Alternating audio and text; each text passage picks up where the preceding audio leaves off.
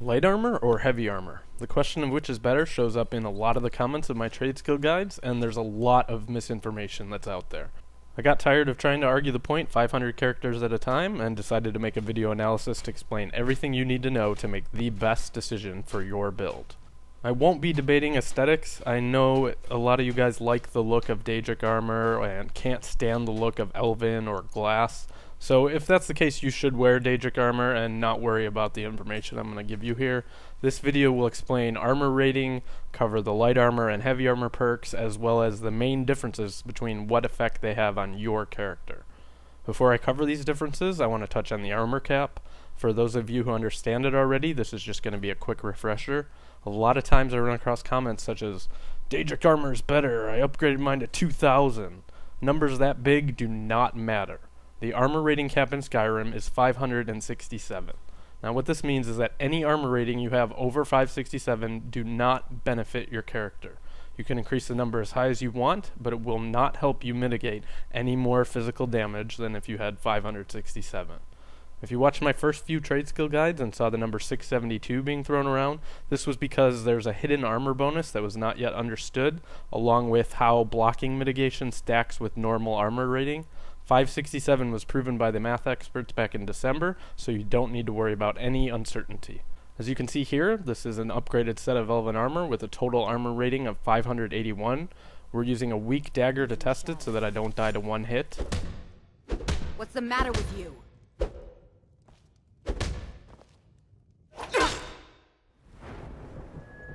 The first attack does 18 damage, which reduces my health to 420. That wasn't intentional, but it is funny how things work out.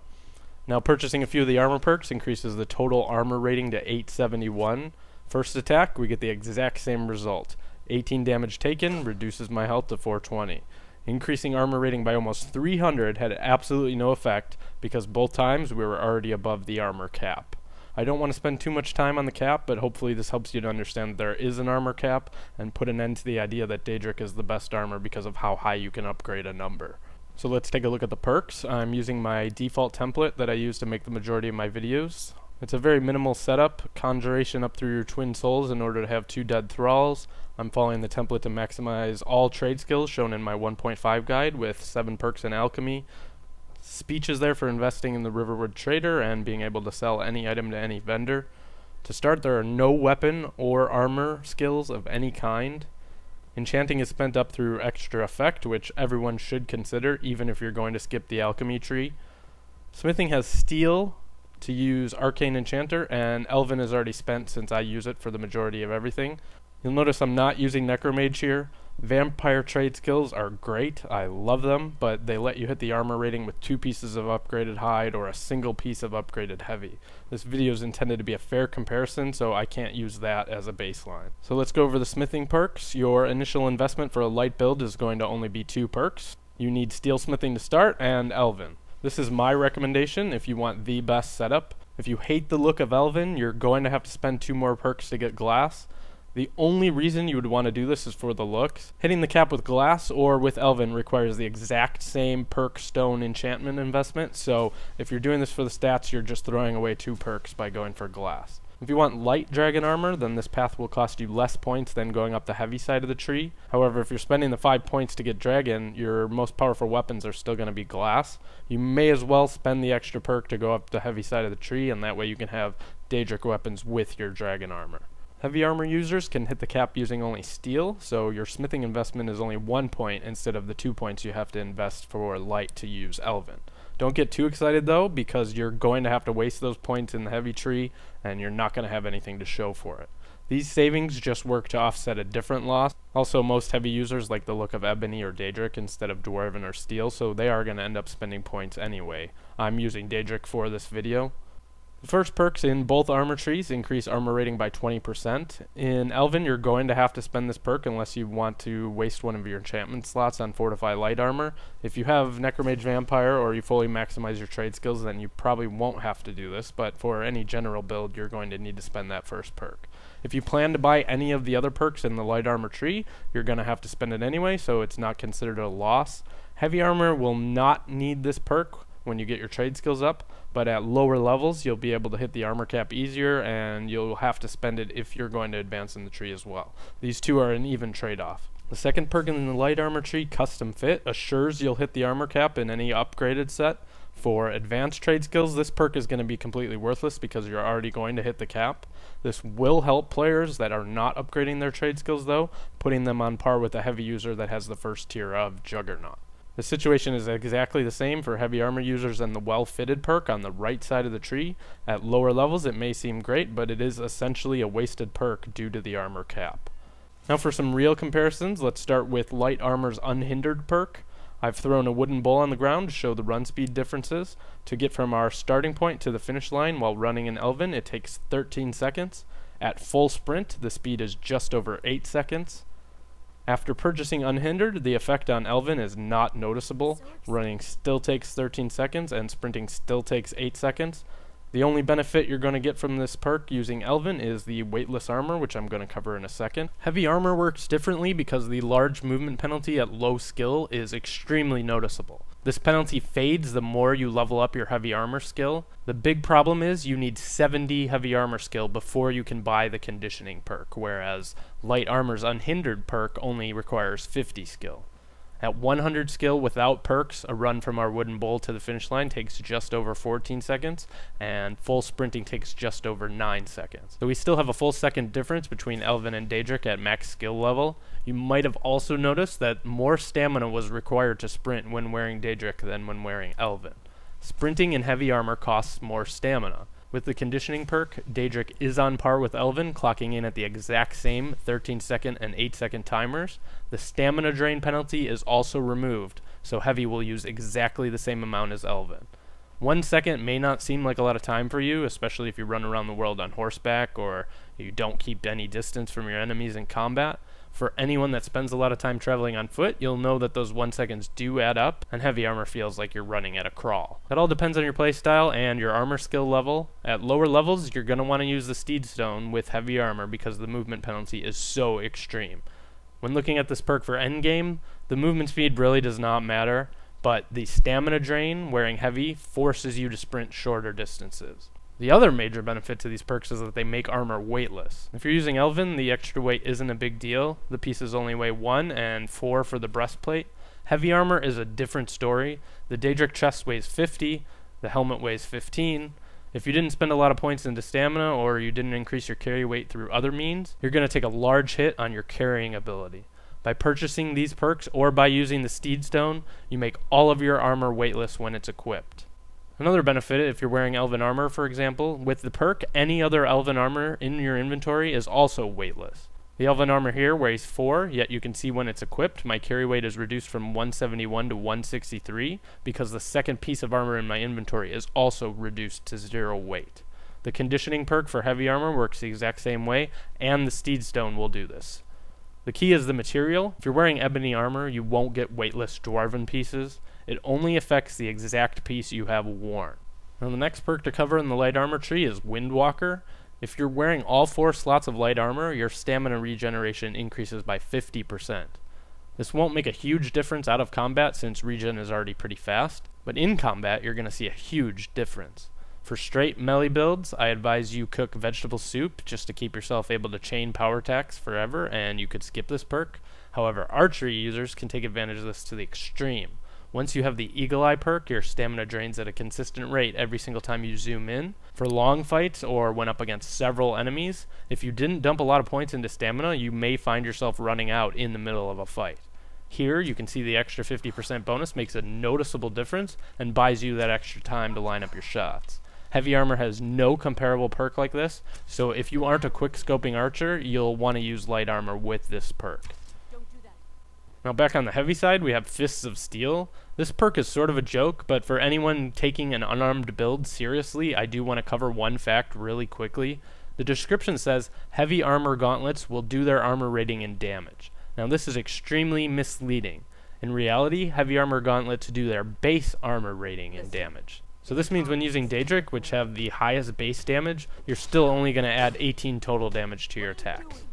These base Daedric gauntlets are boosted to 42 because of the heavy armor perks I spent, yet they're still only doing the exact same damage as they would without the perks. To show this in action, I have a second pair of 178 armor rating legendary Daedric gauntlets. They do the exact same damage to this initiate as the original pair. So here for comparison is a 216 damage sword attack. That extra upgraded gauntlet damage is definitely not being applied. Another perk in the heavy tree that's a complete joke is Tower of Strength. It's supposed to be 50% less stagger if you're using heavy armor. As you can see here, I tested everything. Wind shear, shield blocks, being hit. The perk does absolutely nothing. You will still take exactly the same amount of stagger with the perk as you would without it. It's completely broken and completely a waste of a perk. Now I want to explain the other two comparable perks that might be worth considering. On the light armor side, Deft Movement is the final 100 skill perk. It has a 10% chance of completely avoiding all damage from an attack when wearing a set of light armor. Two things to note, it actually does 11%, which is no big deal, and though the description says melee attack, and I'm not going to pronounce that melee like a lot of you requested in previous videos, this actually works against all physical damage and you can avoid bash or arrow damage from it as well. Now as you can see here, 10% chance doesn't mean 1 out of 10. Like any random number generator, you are going to get streaks where it feels like the perk never does anything.